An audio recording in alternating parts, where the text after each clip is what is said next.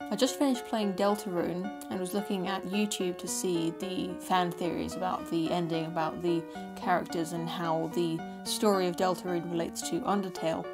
And I saw there was a kind of lack of the opinion that I have about how Delta Rune relates to Undertale and what the story of Delta Rune really is. When I started playing Delta Rune, I was under the impression that Delta Rune was a prequel to Undertale, and that the character that you play as, Chris, was some other child that had fallen into the monster world from the human world, just like Frisk does later. But by the time that I got to the end, where you get to walk around the town, talk to all the villagers, and really see the world of Delta Rune, not the dark world that most of the game is set in, but the actual overworld, the monster world, it became obvious to me that the world of Delta Rune is not Undertale. The world is not the same. It's a much more normal kind of vision of the world. The fact everybody's driving around in cars and there's regular streets, people just living in houses. The fact that the king of the monster world in Undertale is just a flower salesman. And it was actually when I was talking to Asgore and saw that in the back room of his shop he has the 7 flowers of the beautiful colours, the same 7 colours of the souls in Undertale. It was then that I realised that Delta Rune is not in the same world as Undertale. It's just like Toby Fox said, the creator of Undertale, the Delta Rune. He said that it's not the same world. The world of Delta Rune will have no impact on the characters in Undertale. I think really we have to take what he's saying at face value and just say this is a reimagining of the world of Undertale with the same characters in slightly different roles with slightly different lives in a different world. And this idea isn't even that weird. It's not exactly common either, but if you look at the Zelda franchise, for instance, the games of Zelda aren't exactly sequels or prequels. I mean, they have set up a Zelda timeline to associate all of the games.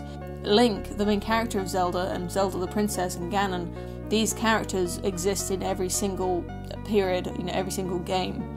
It's explained as being a reincarnation, but I think before all of that kind of theory was packed together, it's more like the Zelda series is just a series of stories in similar worlds that are happening to similar characters, and they don't have to be related. Wind Waker is a kind of post-apocalyptic Zelda game where everything's underwater, but it doesn't actually have any bearing on the plot. The fact that this new world of Zelda is covered in water, it's a gameplay element most of all, and it's a story structure, it's a story element sort of secondarily to that. I think that's what Delta Rune is as well. It's a Wind Waker, it's an Ocarina of Time. I'd liken it most of all to a Majora's Mask. A Majora's Mask is to Ocarina of Time as Delta Rune is to Undertale. It's a sequel, and it's got a lot of the same elements. It literally uses the same assets in some cases, but it's not the same world. It's a similar world.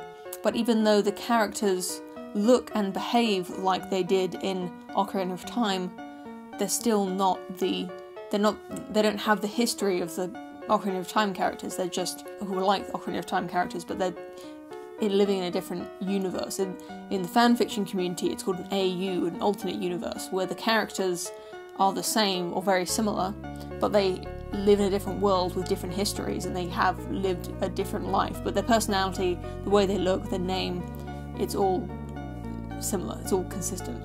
Similar to the Mad Max franchise, actually, in film. The character of Max is consistent, but it's obviously not the same time frame that he's living in. Max is like an eternal being that seems to transcend normal time and space, but it's obviously not the same character. It's just the spirit of Max, or like the archetype of Max, lives in these different places with different sort of stories happening. And I know, going back to Delta Rune, I think that you could say that's the most boring theory of all, because I'm not standing here telling you that it's all linked to Undertale in these little ways, and like I've seen a lot of people on YouTube doing, sort of figuring out where in the timeline this fits with Undertale, or whether it's all a dream, or if how it's an alternate universe, or how that's even possible.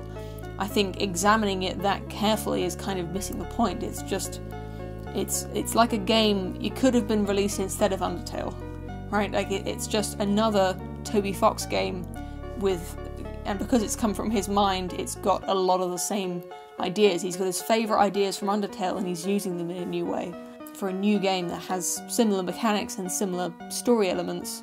But that's my headcanon, as the kids call it. That's what I'm going to be thinking of Delta Rune as, and I can't wait for the rest of the game to come out.